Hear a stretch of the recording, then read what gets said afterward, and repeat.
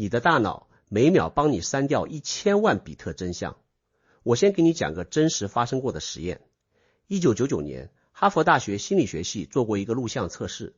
一群学生在屋子里互相传篮球，研究人员让你数白衣服那一队总共传了几次。视频播到一半，一个穿着大猩猩服装的人从画面正中间走过去，走到中央停下来，对着镜头捶胸口，足足停留了9秒钟，然后才慢慢走出画面。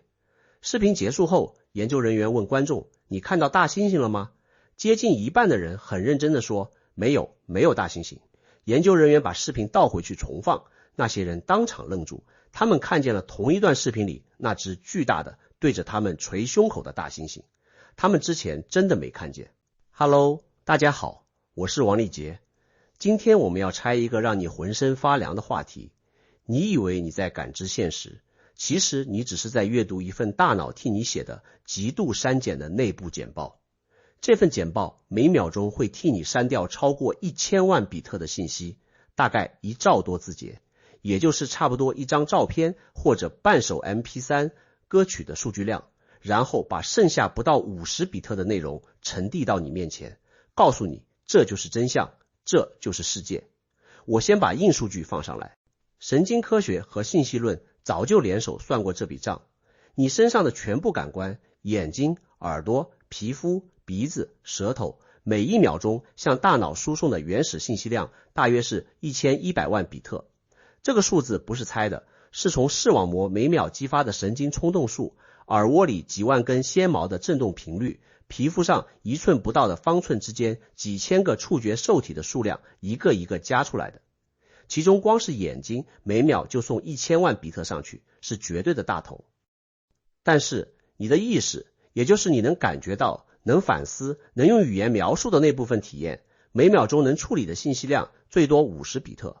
加州理工学院近2年甚至有一项研究，把这个数字进一步压低到10比特上下。你算一下这个比例，从1100万到50，意味着你的大脑每秒钟都在执行一场规模巨大的删除操作，删掉的比例超过 99.999%， 剩下的那不到1/1000才是你以为的我看见了世界。那其余的部分去哪儿了？没有去哪儿，它们在你的眼睛里成像了，在你的耳膜上震动了，在你的皮肤上摩擦了，但是大脑替你按了删除键，它们没有进入你的意识。你这辈子从来没有完整的见过世界，1秒钟都没有。到这里你可能会想，这不就是缺陷吗？这不就是大脑带宽不够吗？我跟你讲，这不是缺陷，这是设计，这是几百万年进化筛出来的最优解。想象一下，你是几万年前的一个原始人，蹲在草丛边上挑野果，你的视野里同时塞进来100多种信息，远处的云，近处的虫，风吹叶子的声音，土壤的湿度，自己的呼吸节奏，肚子的咕咕声，左边那只蚂蚁的爬行轨迹。如果你的大脑诚实的把这100多种信息全部呈递给你，让你慢慢挑哪一个最重要，那么3秒钟之内，藏在右边草丛里的那只剑齿虎就把你扑倒了。能活下来的祖先，全是那些大脑替他们删得又快又狠的人。删完之后，意识里只剩下1-2个最关键的信号，风向变了，有低吼声，那块阴影不对劲。这种极端粗暴的删减能力，被你今天的大脑完整继承了下来。它不是缺陷，它是你能活到现在的根本原因。那大脑是怎么决定该删什么，该留什么的呢？这就要讲到神经科学过去20年最重要的一个理论框架，叫预测编码。简单说，你的大脑不是一个被动接收信息的录像机，它是一个主动预测的发生器。它每时每刻都在根据你过去所有的经验，对接下来1秒钟应该看到什么、听到什么、摸到什么做出预测。然后真实的感官信号传上来之后，大脑只关心一件事，实际信号和我的预测有没有差别。没差别的部分，也就是被预测准了的那大部分信号，直接被压掉，不进入意识。只有差别的部分，也就是预测错了的那一小撮意外，才会被升级成信号传给你，让你看见。打个比方，大脑像一个老练的编辑，他手里早就有一份明天的报纸样稿。每天清晨，无数现场记者把全城各个角落发生的事情往编辑部送，编辑只做一件事，拿现场报道和样稿对一对，对得上的全部扔进碎纸机，对不上的才让它登上明天的头版。你早晨翻开的那份报纸从来不是城市真实发生的全部，只是被编辑认为超出预期的那一小撮意外。这个过程在大脑里有个更精确的描述，自上而下的预测和自下而上的感官信号在每一层皮层里相遇，差值往上传，预测往下压。差值越小，意识里越安静，差值越大，意识里越响。这就是为什么走了10000次的家门口，你完全注意不到走廊的细节，但是有一天玄关里多了一双鞋，你瞬间就发现了，预测对上了的部分被压成静音，对不上的那一只鞋咣的一下跳出来。你以为你在看世界，其实你在看你的预测和现实之间的差值。世界本身从来没有完整的被你看过，这本质上就是我们这个碳基 AI 模型不断的在训练和推理的过程。回到大猩猩实验，为什么一半的人看不见那只大猩猩？因为大脑接到的任务是数白衣服传球，它启动了一套预测，这个画面里应该有白衣服在动，黑色的、巨大的、慢慢走过的东西不在我的预测之内，但它和我数球这个目标无关，删掉。删得如此干净，以至于那个东西根本没有进入意识，它就像一个文件被丢进了回收站，连1秒钟都没有在你的桌面上停留。这件事的真正可怕之处不在实验室里，在大街上。上世纪90年代，美国波士顿警察局发生过一桩极其有名的案子。一个年轻警察夜里追一个嫌疑人，他在追逐过程中从一群打架斗殴的人身边跑过去，后来录像证明那群人正在围殴一个倒地的同事，但这名警察坚持说他什么都没看见。他被起诉做伪证，差点被开除。后来心理学家做了完整复现，证明他的大脑当时启动的预测是追前面那个嫌疑人，所有不属于这条任务路径的信号，哪怕是离他不到3米远的暴力现场，都被预测系统清得干干净净。法律上他后来被判无罪，因为科学证明他真的没看见。但你想想这件事意味着什么？你能不能看见根本不取决于事情有没有发生在你眼前，而取决于你大脑那一刻的预测脚本里有没有给它留位置。类似的现象在认知心理学里有一个专门的名字，叫不注意视盲。还有一个姊妹现象叫变化视盲。加拿大心理学家伦辛克在2000年左右做过一个非常著名的实验，他给观众看一张照片，照片中间闪一下黑屏，再切回来，2张照片之间他偷偷把一个核心物体，比如桌上的水杯、墙上的画、人身上的衣服颜色换成完全不同的东西。绝大多数人在看了几十秒之后才发现变化，有的人甚至完全发现不了。这个实验最离谱的一个变种是真人版。研究人员让一个路人在街上拦住一个陌生人问路，2个人聊到一半，突然有几个工人抬着一块大门板从他们中间穿过，挡了一下视线。就在这一瞬间，原来那个问路的人被悄悄换成另一个人，身高、衣服、发型、声音、性别都不一样。门板抬走，对话继续。研究记录下来，超过一半的人完全没有意识到对面站的已经是另一个人了。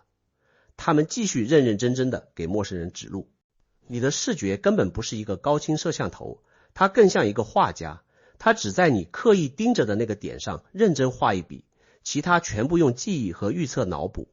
视野中央那一小块清晰区域只占整个视野的2度，也就是你伸直手臂时大拇指指甲盖那么大，其他全部模糊。你之所以感觉整个世界是清楚的，纯粹是因为眼球每秒钟跳动几次，让大脑有足够的素材去拼一张看上去清晰的合成画。讲到这里，每一个还在听的人都应该感觉到一点不安，因为这个事实比我有时候会看错这种事严重得多。它意味着你以为的客观世界是大脑根据它过去的经验、偏见、习惯、情绪、状态给你定制出来的一份个人化的二手报告。每一个人手里的报告都不一样，2个站在同一个房间里的人看到的根本不是同一个世界。那么问题来了，这个删减机制是怎么决定该删什么该留什么的？答案是你过去所有经验的总和。你从出生第一天开始，每一次这个能吃那个会疼，妈妈这个表情代表她生气了，都在悄悄改写你大脑那本厚厚的预测词典，或者说在你的碳基 AI 模型中就是不断被重训的神经网络的参数。你在哪个国家长大，说什么语言，看什么书，跟什么人打交道，亏过什么钱，得意过什么事，所有这一切最后都浓缩成一套删除规则，刻在你的大脑里。这套规则有一个特别可怕的特征，它会自我强化。你的删除规则倾向于让你只看见那些印证你已有信念的信号，把矛盾的信号悄悄删掉。心理学叫它确认偏误。其实它根本不是一种心理偏好，它是预测编码在你不知情的情况下自动执行的删除指令。你以为你在客观地观察这个世界，你其实是在不停地收集那些证明你已经相信的事情是对的证据。看了10年，你越来越坚信自己看见的是真相。那这套机制会不会正在毁掉你这辈子最重要的几个决策？我做了20多年早期投资，我可以告诉你一个特别扎心的观察，所有在投资上长期赚到大钱的人，都不是因为他们更聪明，也不是因为他们消息更灵通，而是因为他们的大脑删除规则和绝大多数人不一样。巴菲特有一句话被引用了1万遍，别人贪婪我恐惧，别人恐惧我贪婪。这句话听起来像鸡汤，对吧？谁不知道这个道理？但是真到了2000年互联网泡沫顶点，2007年次贷危机前夜，2021年那一波加密货币疯狂的几个月，市场上90%的人都在贪婪，做不到恐惧。为什么做不到？因为他们的大脑已经替他们把所有危险信号删掉了。你想想这个机制，当所有人都在赚钱的时候，你打开手机，看到的是别人晒收益的截图，听到的是朋友讲哪只票翻倍，刷到的是各种这次不一样的论证。这些信号反复出现，反复被预测准，于是大脑判断这是常态，无需关注。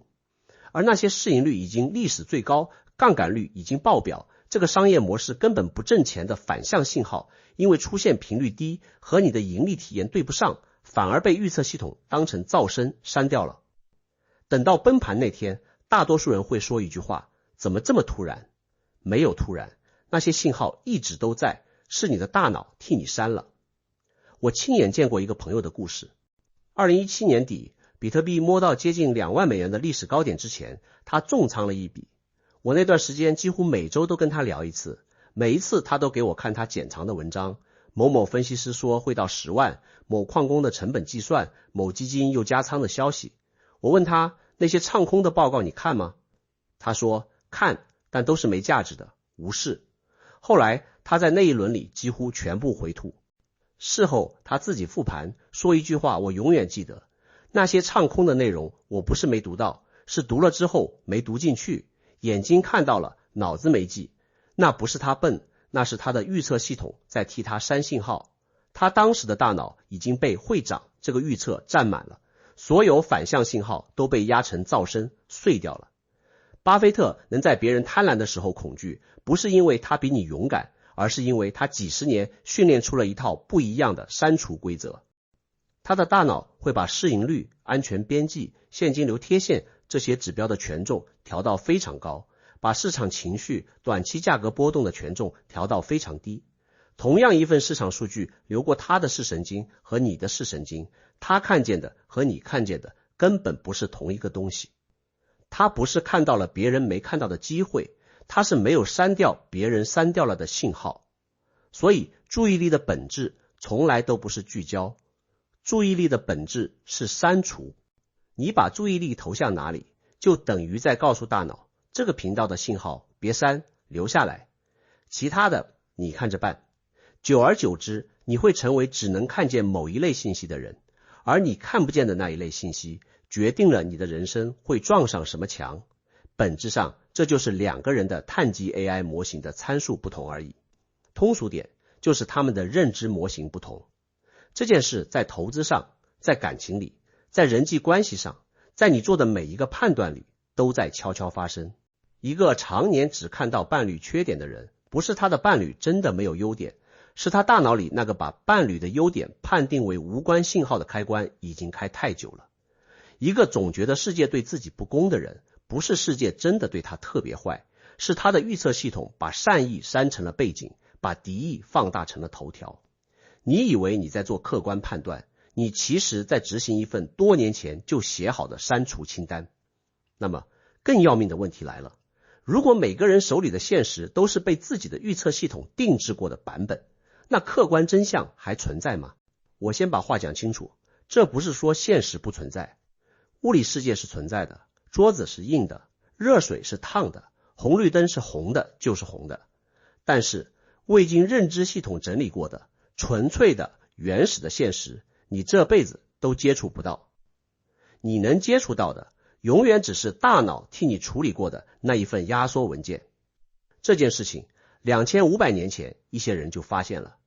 佛经里那句凡所有相皆是虚妄，过去我以为是诗，现在我觉得它更像一份神经科学报告。你看到的所有相都是大脑预测的产物，不是事物本身。庄子说，井蛙不可以语于海者，居于虚也。井底之蛙不是因为眼睛不好，是因为它的预测系统里根本没有海这个频道。修行最深的那条路，无论是禅，是冥想，还是最严格意义上的科学训练，可能都在做同一件事。他在试图暂停大脑那套自动删除规则，让一些原本被压掉的信息第一次浮上来。这不是要你看到更多，而是让你第一次意识到你之前一直没看到的到底是什么。打坐的时候，你会发现自己的呼吸，那个一辈子陪着你的呼吸，你之前1秒钟都没认真感受过。写字的时候，你会发现笔尖压在纸上的那个细微震动，你之前从来没有真的摸到过。这些东西不是新冒出来的，是它们一直就在那儿，只是过去全部被你那套删除规则压成了背景噪声。